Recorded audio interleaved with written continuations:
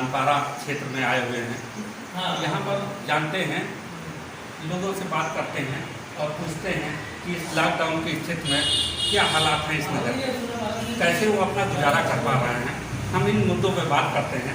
आइए जानते हैं, आपके लॉकडाउन को लेकर क्या समस्या आ रही है? हम लोग तो कोई समस्या नहीं है। दरवाजे में गंदा मिलता है, दरवाजे में सब्जी मिलती है, दूध आता है और पुलिस प्रशासन ने यहाँ का जो है बहुत अच्छा रहा।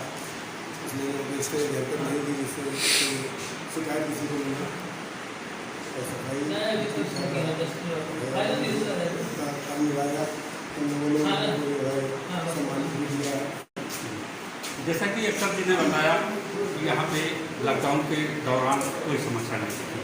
हम आगे चलते हैं और जानते हैं कुछ और लोगों से उनकी क्या समस्या रही।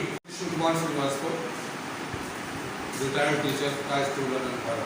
जी, मैं आज इस नानपारा की धरती पे आपकी समस्याओं से रूबरू होने यहाँ तक पहुँचा हूँ।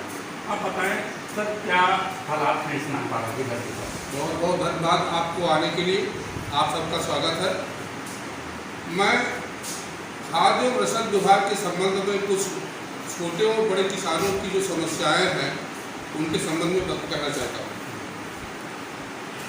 छोटे किसानों की समस्या ये है कि बड़े किसानों की अपेक्षा छोटे किसानों को वो सुविधा नहीं मिल पा रही है जो मिलनी चाहिए। प्रेफरेंस पहले छोटे किसानों को मिलनी चाहिए, ऐसा हम नहीं देख रहे हैं। दूसरी चीज़, हमारे जो विपणन क्षेत्रीय अधिकारी हैं मनोज सिंह, चूँकि संसाधन की कमी है लेकिन इनका कार्य बड़ा सुचारू रूप से चल रहा है, ये बात नहीं है। इनका बहुत व्यवहार कुशल है, जिस हिसाब से कार्य की पद्धति है इनकी वो सराहनीय है। लेकिन समस्या यह है कि किसानों के लिए बैठने की वहाँ कुछ सुविधा है और छोटे किसानों के प्रति कोई विशेष ध्यान जो है नहीं है। कुछ क्षेत्रीय दलाल है जो उनको दबाव में डाले गए हैं। बस इससे जाता हूँ मैं तरीके से। सर आप ये बताएं, जैसा कि राशन की दुकानों पे हमने देखा आमतौर पर भीड़ लगी रहती है, तो क्या वहाँ डिस्टेंस का पालन हो रहा है? हाँ, अमूमन ज़्यादातर होता है, ये हम देख रहे हैं कि हो रहा है। पहले से काफ़ी लोगों में जागरूकता है इस संबंध में, काफ़ी जानकारी हो चुकी है, इसलिए वो जो है कोरोना से बचने के लिए वो डिस्टेंस बनाए रखते हैं। और हमारे यहाँ जो शासन प्रशासन की जो कार्य प्रणाली है वो बहुत ही सराहनीय है। जी, आप तो अध्यापक, रिटायर्ड अध्यापक रह चुके हैं, आप कुछ संदेश देना चाहते हैं जनता को? हाँ, जनता को संदेश क्या देना चाहते हैं, मैं ये चाहता हूँ, एक निवेदन के रूप में उनसे ये कहना चाहता हूँ कि जो स्वच्छता अभियान माननीय प्रधानमंत्री महोदय ने जो चला रखी है उसमें सबका योगदान और सहयोग होना चाहिए। हम तो लॉकडाउन के तहत अपने दरवाजे पर कुर्सी डाल के कभी बैठ जाते हैं, मुँह में मास्क लगाए रहते हैं, लेकिन देखते हैं कि जैसे कि तंबाकू, पुड़िया, गुटखा वगैरह के ऊपर प्रतिबंध किया गया लेकिन उसका कोई पालन नहीं होता। मैंने कवरेज के दौरान बहुत सी चीज़ों का पालन करते भी देखा है, प्रशासन को जागरूक करते देखा है। और जिस स्तर से हमारे माननीय प्रधानमंत्री और माननीय मुख्यमंत्री योगी जी के द्वारा चलाया जा रहा है कि इस कोविड-19 जैसी महामारी में जो देश लड़ रहा है उसको लोगों का योगदान प्राप्त हो, इसमें कहीं ना कहीं हम ये देख रहे हैं कि जो लोग सोशल डिस्टेंस का पालन कर रहे हैं, मास्क वगैरह लगा के चल रहे हैं, उसमें कहीं ना कहीं हमारे इस क्षेत्र में नानपारा तहसील के अंदर क्राइम बढ़ रहा है। जैसे लोगों के आने पे जैसे गाँव बसी की क्राइम समस्या बढ़ रही है, या हमने देखा है अपने यहाँ कई जगह पर मूर्ति तोड़ी गई है या अदालत ट्रकों द्वारा ये क्राइम इस समय ज़्यादा बढ़ रहे हैं। जी, आप तो एक रिपोर्टर होने के नाते आप जेल में निकलते होंगे, आपने क्या डिस्टेंस लोगों को करते देखा? गाँव में जो डिस्टेंस का पालन करते देखा गया? जी हाँ, बिल्कुल देखा गया, कुछ जगह देखा भी गया, कुछ जगह उसका अनुपालन हुआ, उसमें प्रशासन ने कड़ी कार्यवाही भी की है, इसका बहुत बहुत धन्यवाद है। जी, और एक प्रश्न है आपसे, मैंने देखा कि गेहूँ की खरीद जो किसान मर के उगाता है फसल को अपनी, उसका सही भुगतान नहीं हो पा रहा है, उसको बिचौलिए मजा ले रहा है। क्या पत्रकार होने के नाते क्या आप देख रहे हैं सर? जी जी, मैंने देखा हमारे मंडी समिति नानपारा बाईपास चौराहा गन्ना मंडी में मैं एक बार गया था कवरेज के दौरान। वहाँ पे मैंने कुछ अनियमितताएँ पाई गई और कुछ जो कार्य है वहाँ पे अच्छा हो रहा है, जिसमें जो मौके पे जो हमारे मार्केट इंस्पेक्टर हैं या वहाँ पे जो निरीक्षण अधिकारी हैं वो थे मौके पे, लेकिन वहाँ पे कुछ किसानों का ये आरोप था कि जब हम आते हैं तो यहाँ पे जो हमारे अधिकारियों की जिनको धमकी दी जाती है उनका कार्य पहले होता है और जब हम आते हैं तो हमारा कार्य बाद में होता है। इसमें हमने वकील अधिकारी महोदय से भी जानकारी दी थी, तो उन्होंने बताया कि ऐसा कुछ भी नहीं है, जो भी कार्य है वो सूचित जी, आप पत्रकार होने के नाते मैं ये अहम प्रश्न करता हूँ, क्या आप देख रहे हो कि किसान जो छोटा किसान है, एक बहुत छोटा किसान है, क्या वो गेहूँ यहाँ तक सरकारी मंडी में उसका मिल पाता है? जी जी बिल्कुल बिल्कुल मिल पा रहा है। कहीं ना कहीं उसको थोड़ा समय ना मिल पाने के कारण हो सकता है लेट हो जा रहा है, मगर उसका भी गेहूँ जाना। ब्रेक के बाद आप सभी का एक बार फिर से स्वागत है सवालों के पंचनामे में। NNI कवरेज के खास शो सवालों के पंचनामे में हमारे साथ कुछ मेहमान जुड़े हुए हैं। मैं आपका एक बार और फिर से परिचय करा देता हूँ। हमारे साथ इस समय बाएं हाथ पर मौजूद है मनोज कुमार तिवारी जी, जो कि बैंक के रिटायर्ड अधिकारी हैं, और उनके साथ डॉक्टर जगदीश प्रसाद गुप्ता जी, जो कि रिटायर्ड प्रिंसिपल हैं, डॉक्टर शकील अंसारी जी हैं, जो कि व्यवसायी हैं और समाज सेवी है। तराई इलाका है उत्तर प्रदेश का, इसके लिए आपने खास मुहिम चलाई है और जनता से काफी गहराई तक जुड़े रहे हैं। आपका एक बार फिर से स्वागत है।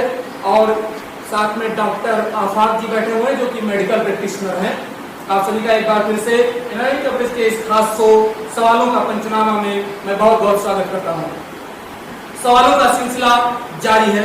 फिर से सवाल करूंगा डॉक्टर शकील अंसारी जी आपसे और जगदीश प्रसाद गुप्ता जी आपसे।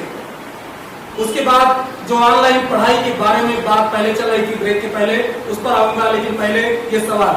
रमजान का महीना है, लोगों को कपड़े, जूता, चप्पल, चूड़ियां, इलेक्ट्रॉनिक्स आइटम्स, सैनिटरी और आवागमन के साधन नहीं उपलब्ध हो पा रहे हैं।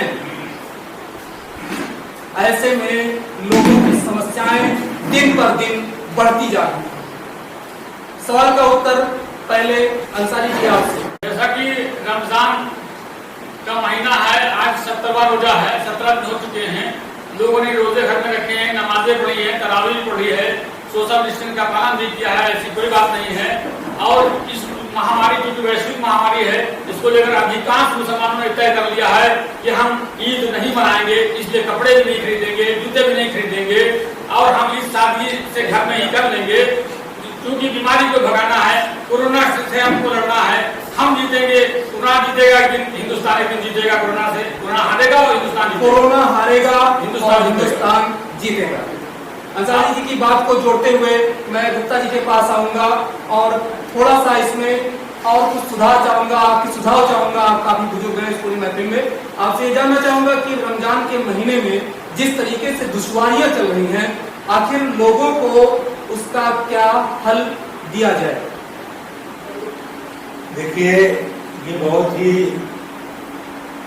खुशी की बात है कि हमारे रोजादारों ने लॉकडाउन का पूरी तरह से पालन किया है।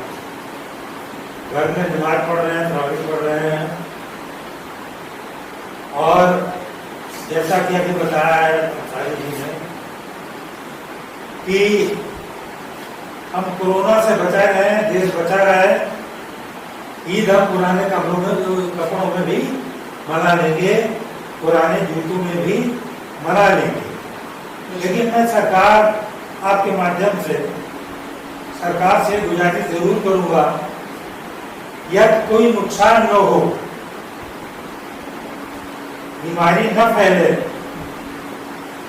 तो थोड़ी सी सुविधा दुकानों की दे दी जाए और अच्छे से मना लेंगे।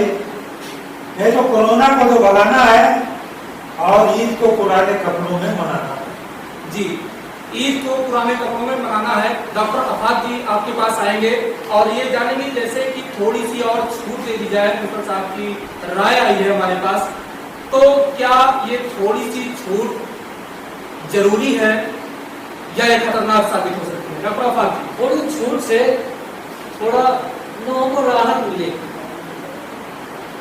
लेकिन सुरक्षा के साथ डिस्टेंशन बना करने के अंदर डिस्टेंशन होना चाहिए।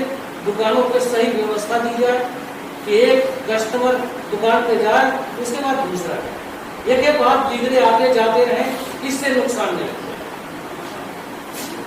बेशक सवालों के सिलसिले में मैं अपना एक और सवाल जोड़ता हूं। लोगों ने भी ये चैनल पर ट्वीट करके कहा, जानकारी ली, हमारे रिपोर्टर से भी अपनी समस्या के बारे में बताया।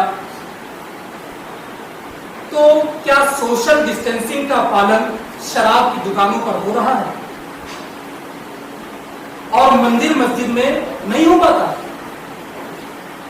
यह सोचने का विषय है। अगर ऐसे तमाम व्यवसायियों को छूट दे दी जाए, जिस तरह से आज शराब की मॉडल शॉप पर बाहर लंबी कतारें 1-1 किलोमीटर तक हापुड़ से दिल्ली जाने वाली रोड पर, जो कि गाजियाबाद से सटा हुआ किनारा है, मैंने खुद देखा अपनी आंखों से, कितना गमगीन नजारा उसको कहूंगा।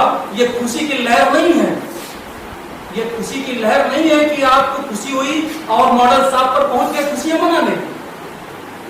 देश संकट से जूझ रहा है और हमें शराब पीने की पड़ी। सरकार ने जो ये छूट दे रखी है, मैं खुले शब्दों में कह रहा हूं कि ये गलत किया है। आर्थिक व्यवस्था को मजबूत करने के लिए किसी की जान से खेलने का अधिकार आपको नहीं है। अगर किसी की जान से खेलना चाहते हैं तो आप इंसान नहीं कहलाएंगे। और राजनीति के लिए अपने पक्ष में किसी को करना, शराब की दुकान को खोल देना, ये बहुत गलत है। मैं चीख चीख करके कहूंगा कि शराब की मॉडल शॉप को नहीं खोलना चाहिए था। मंदिरों के, मस्जिदों के ताले खुलवाने चाहिए, जहां पर इबादत करके, जहां पर पूजा करके लोग अपने ईश्वर और अल्लाह को ये मनाते कि कोरोना वायरस का संक्रमण जो इसका खतरा है, इसको कम किया जा सके। सवालों के सिलसिले में मैं पूछ रहा हूं, क्या शराब की दुकानों पर सोशल डिस्टेंसिंग नहीं हो रही है? प्रकाश जी हमारे साथ जुड़े हुए हैं, अभी इसका जवाब देंगे आपको। और मंदिर मस्जिद में नहीं हो पाता, ऐसे व्यवसायियों को अगर और छूट दी जाए तो क्या तरीका हो सकता है कोरोना संक्रमण ना फैले? प्रकाश जी सीधे आपसे वार्तालाप करेंगे। आप बताएं, आपने क्या देखा है शराब की दुकानों के अलावा मंदिर मस्जिदों में क्या रवैया अपनाया जा रहा है? बताएं प्रकाश जी। जी, मैं जहाँ तक मैंने देखा, शराब की दुकानों पे एकदम से लोग भाग लेते हैं। डिस्टेंशन का कोई पावर इस्तेमाल नहीं करते, बस यूँ उनको शराब मिली थी है। मैंने कोटे की दुकान, राशन की दुकान पे मैंने देखा भीड़ इकट्ठा हो जाना। क्या ये आपको कोरोना से बचाता है? ये सोचने का विषय है। बहरहाल एक मजदूर जो अपनी मजदूरी रिक्शा चला के अपना भरण पोषण करता है, उसकी दुकानें बंद कर दी गई और इन दुकानों को खोल दिया गया। आप ग्रामीण बैंकों में या किसी बैंकों में जाकर देखें, क्या डिस्टेंसिंग का पालन होता है? इन विषय पे हम आज चर्चा के लिए यहाँ बैठे हैं। आइए चलते हैं स्टूडियो की तरफ, जानते हैं इस विषय के मुद्दे पर। जी बिल्कुल जी, आपने बताया कि शराब की दुकानों के बाहर लंबी कतारें, राशन की दुकानों के बाहर लगी लंबी कतारें, शासन की गाइडलाइंस जारी होने के बावजूद ना तो वहां पर सोशल डिस्टेंसिंग का पालन किया जा रहा है, न लोग गोल घेरे में खड़े नजर आ रहे हैं, ना ही वहां पर सैनिटाइजर्स है, ना लोगों के चेहरे पर मास्क है। मैं आपको बता दूं कि मैं यहाँ पर बैठा हूँ, चर्चा कर रहा हूँ, बाहर नहीं हूँ, लोगों से बाहरी लोगों से मिल नहीं रहा, इसलिए मेरे मुंह पर मास्क नहीं है। लेकिन जब मैं रास्ते में था तो मेरे मुंह पर भी मास्क था। घर पर जाने से पहले मैं सैनिटाइजर का इस्तेमाल करता हूँ। और भी ऐसी सारी चीजें हैं जिनको अपनाना अपनी सेहत के लिए जरूरी है। मैं आपसे फिर ये अपील करूंगा कि मैं इसलिए बाहर निकलता हूं कि आप घर में रहकर सुरक्षित रह पाएं और देश दुनिया की जानकारी हमारे चैनल के माध्यम से ले पाते हैं।